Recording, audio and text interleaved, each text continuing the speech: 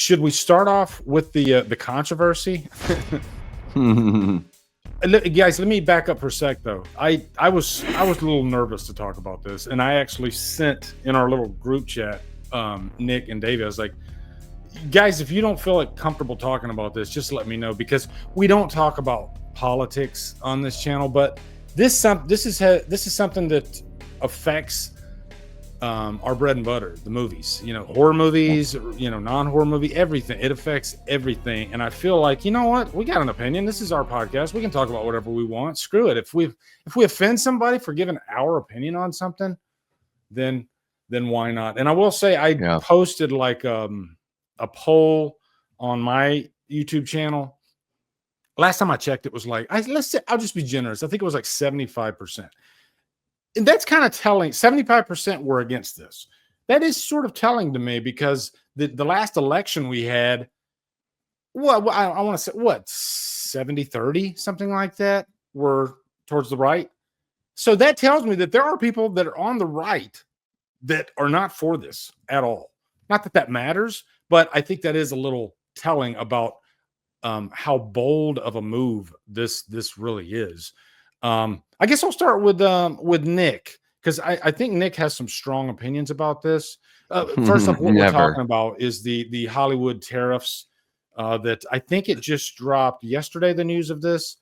And I don't know, can I say his name? Who cares? President Trump, he posted on his Truth Social about, and I'm just paraphrasing, but basically 100% tariff to foreign countries, on movies. So basically his goal is to try to get to govern movies being made more in the United States, giving American people more jobs, which is a good thing. I think that's a good thing to do, but I think there's a couple problems here. I think his approach is a little bit aggressive to our allies that we kind of all play in the same sandbox with. In the movie industry, you got independent film, you got your big Hollywood studio movies that also play in their sandbox, especially when you're dealing with like, big Marvel movies, and they'll film movies in like London and other countries. Mission Impossible films all over the place. So this affects pretty much everybody. And I think, and I'm already giving you my opinion, but I think when you're so aggressive with your approach, and flexing and stating that you will abide by what we do. And let me back up for a second here too, by the way, because there are, if you follow my channel, I've had people on my channel say, you're on the right, aren't you? You lean right. And then I've had other people say, you lean left, don't you? I'm pretty elusive. I'm not like, I'm not the type of guy that puts all his cards on the table in terms of politics. I can tell you, I'm not a very political person. I think politics are very important, but I don't let it ruin my day, I guess. I don't wake up pissed off at the other side, or one side or the other. And I've had people, I think there are things that I like about the right, and I think there are things that I like about the left. I pick and choose the issues that I align with. I'm not like I have to support this side, and whatever this side says, I'm completely against that. That's just not me. If you don't believe me, you can ask any my friends, my family. My wife's that way too. We're just free thinking people. But when I heard this, this approach by President Trump, I was like, okay, now that's just too far. The approach that he's taken, maybe he has the best intentions, but I don't like, trying to govern our movie system. It's not just a Hollywood system. It's just movies in general. There's just a trickle down effect that is, it could be catastrophic. It really could. So I'll stop talking. Nick, what are your thoughts on this? No, you're good. Of course. It's like, all right, you go. Okay. So look, for me, I think first and foremost, it's largely just bluster. Yeah, bluster. It's just more he's not happy with not getting certain trade deals with the EU and whatnot. So I feel like this is another way to try to, it's saber rattling. It really is. It's trying to stir up shit really more than anything, because if you actually look into it, he cannot do this. The American government cannot do this unless it were one of two conditions: a security threat or an economic disaster. That's the only way he could implement a tariff on something like this. We are in neither, by all metrics, technically. So no, it could not happen. So again, it's more chest beating. That's just kind of like dick swinging, whatever you want to call it, which is really stupid. But it gets people talking. So whatever, I guess. But I think the thing that's most concerning is that he took to his social media after a meeting with John Voight, because John Voight famously has some really interesting opinions and isn't afraid to voice them in his elderly years. And right after this meeting, it was like, what if I just propose something not only that I can't do, but is really dumb and would be like just harmful? Like, oh, yeah, that sounds great. Never going to happen. But at the end of the day, if this were something that were actually going to take place, understand, guys, that like, okay, you guys want Dune Messiah? We're filming it in LA. Sorry, I know you guys might want like some really cool like sand dunes and scenery and shit, but we can't do that anymore unless we want to pay double. Mission Impossible. I mean, go down the list. Like, Hollywood films a lot of movies overseas for multiple reasons. One, because yes, the labor is cheaper over there. That's just a fact. Like, you don't like it, maybe you whatever. That's just the truth. And two, and whether you think this is the largest reason or not, it is very location specific. Like, a lot of these movies have to film in certain places. I don't know about you guys, but I watched Evil Dead Rise again tonight. And I was, as I was watching it, I was like, it bothers me that I can tell this is not LA. Like, I know it's mostly in a high rise, but even when they have the establishing exterior shots, I'm like, this is not Los Angeles. And you're saying it's Los Angeles. I hate when movies do that. Don't do that.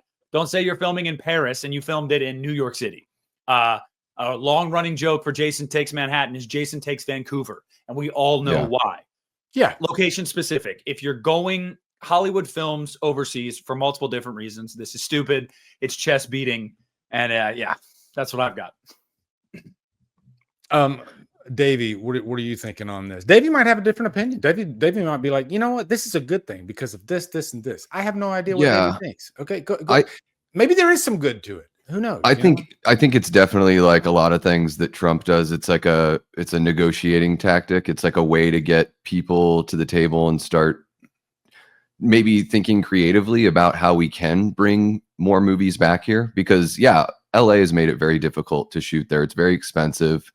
It's really difficult. But the cool thing about the Los Angeles area is if you travel within an hour to 2 hours, around the city, you can get like any sort of terrain that you want. So you can, if you're just east of Palm Springs, you're in the desert, you could film that for anywhere on earth.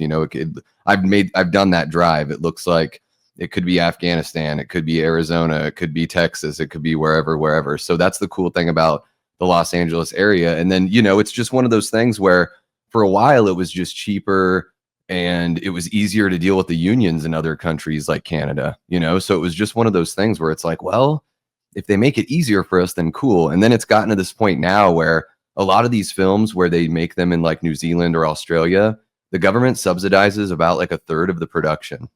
So if your movie costs $300 million or whatever, they're basically giving you $100 million credit. So in a way, it's kind of like a bribe that isn't called a bribe.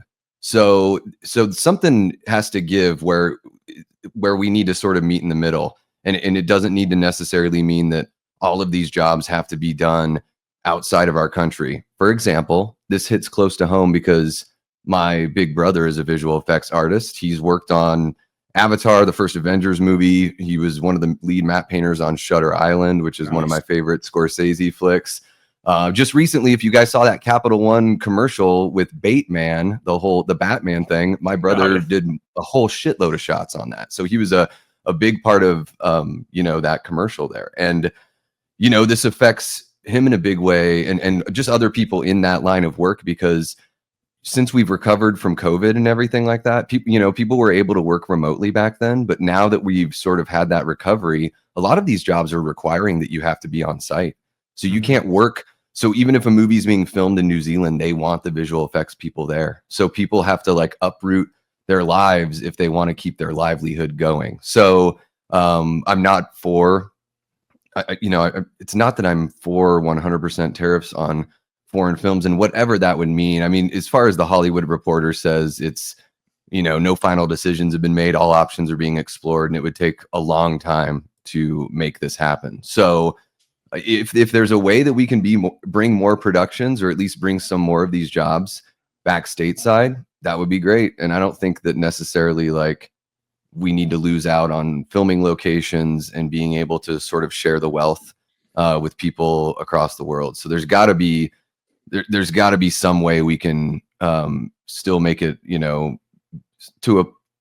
make it to where people can still benefit that are living here in the States. And not to jump in before you talk, Lee, but just piggybacking off of something Davey said, there are pros and cons to nearly any economic measure a president can take. Like there's always does the good outweigh the bad? Like that's so if this were to be something that would eventually happen, I'm sure there'd be pros to it, just as there'd be cons, and you have to decide, okay, well, are we gaining more or losing more in the long run? But my entire point here, and the reason why I just kind of roll my eyes at it is, again, like Davey said, one, it's very clear it's a negotiating tactic of some sort. And furthermore, Davey's giving a nuanced explanation. We're giving nuanced explanations as for or against it. This man does not have any nuanced explanation for why he said what he said. And mean, that's where I come down on it, is like, it was a bull in a china shop, pretty much. Exactly. And so it's like, you could get economic advisors to tell you, hey, this is why this would be good. These are potential pitfalls of it. But this was just solely born out of a conversation that was like, wouldn't this be, what if I did this just to kind of flex a little bit? And it's like, and that's what we don't need ever as a country. We never, I don't care who you are, who you support, we should take our time with big decisions, economic decisions. Like, we shouldn't just be like, you know what? Fuck that. Let's do this instead. That's why we have all these people in these jobs and positions of power, because they're supposed to advise us. So I think at the end of the day, could something eventually come out of it? Maybe. I mean, you'd have to see what loopholes. I'm sure that would go all the way to probably the Supreme Court eventually, if it was something he actually wanted to try to do.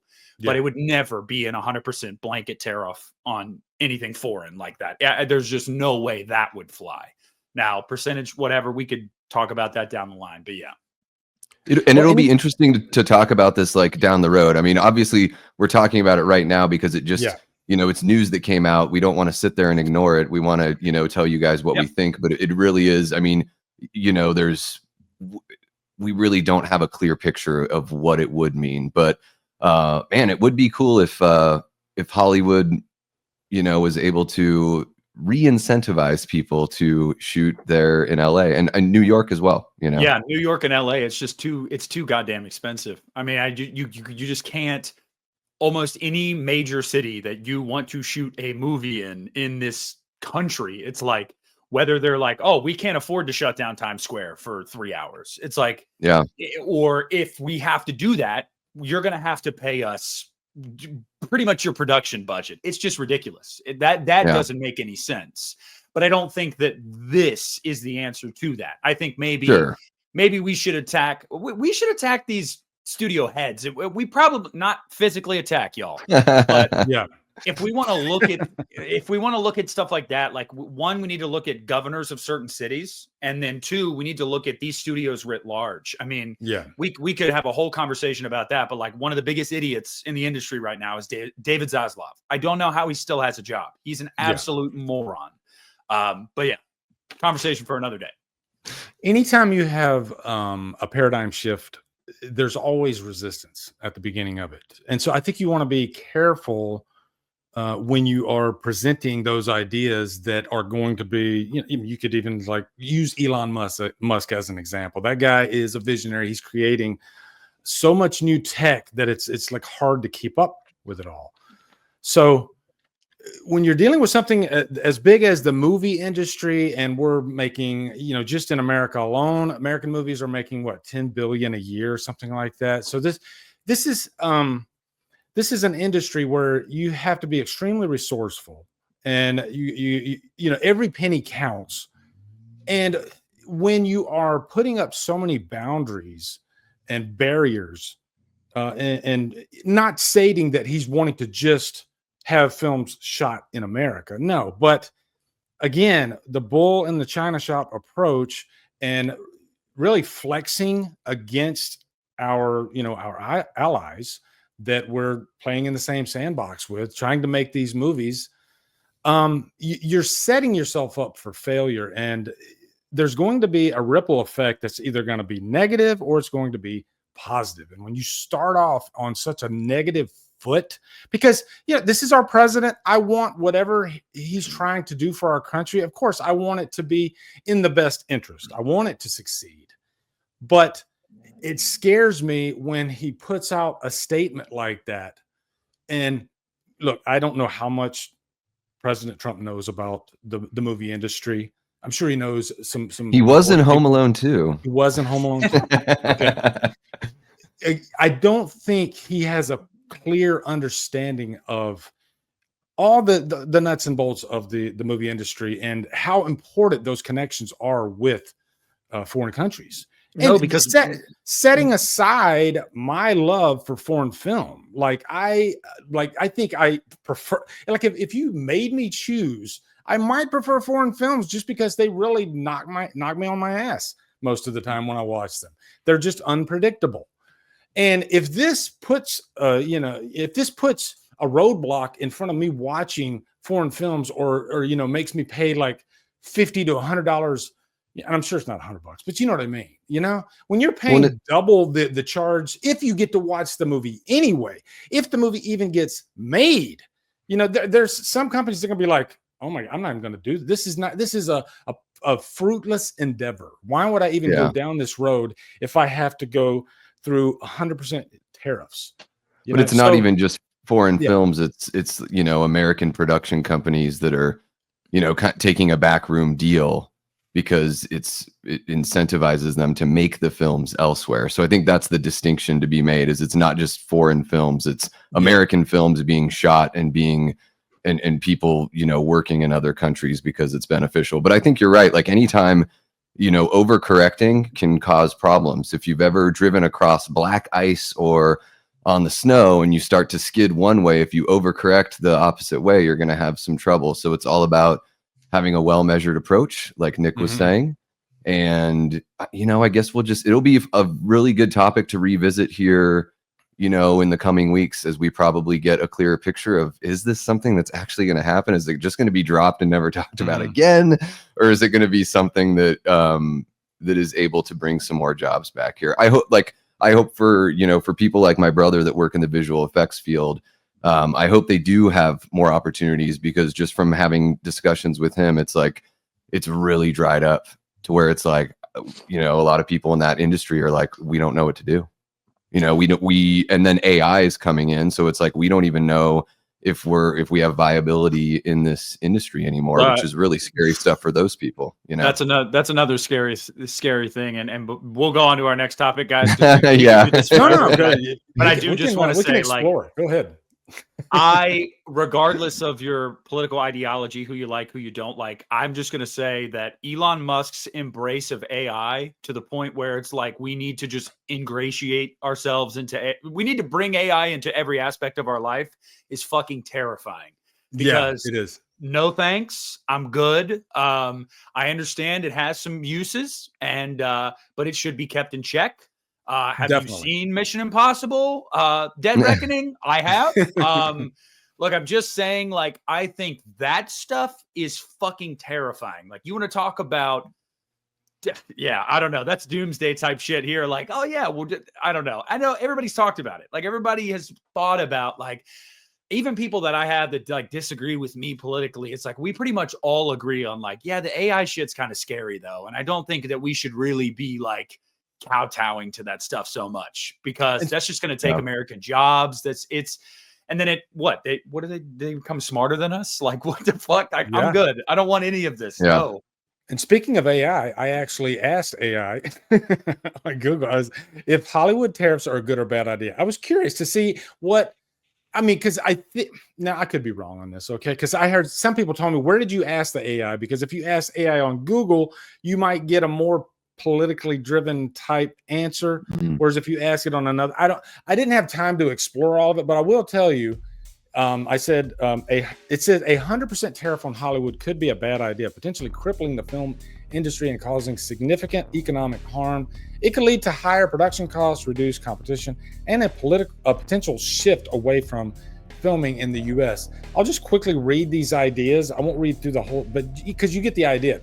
Increased costs, reduced competition, economic harm, potential retaliation, uncertainty and disruption. If you guys want to read that, because I have it there in front of you, you can. I read through it earlier. What AI is saying here does, it's not something I disagree with. And I will even say, when I posted my poll on YouTube, I said, if you could just maybe supply some reasoning of what your opinion is. The funny thing is, all of the detailed reasoning, and you guys can go look at those comments just to check me on this, but all the detailed reasoning was the people that were against it. There were a few on there that said, I'm for it. Not one of them gave a reason. It's like, how uneducated can you be? Well, hello there. You just watched an outrageous clip from the Hit the Bricks podcast. I really hope you enjoyed that clip. If you want to see more clips, you can click here, or you can click here. And you can just have yourself a ball, all right? And also follow the Hit the Bricks podcast on Spotify as well. Thank you guys. Have a wonderful day.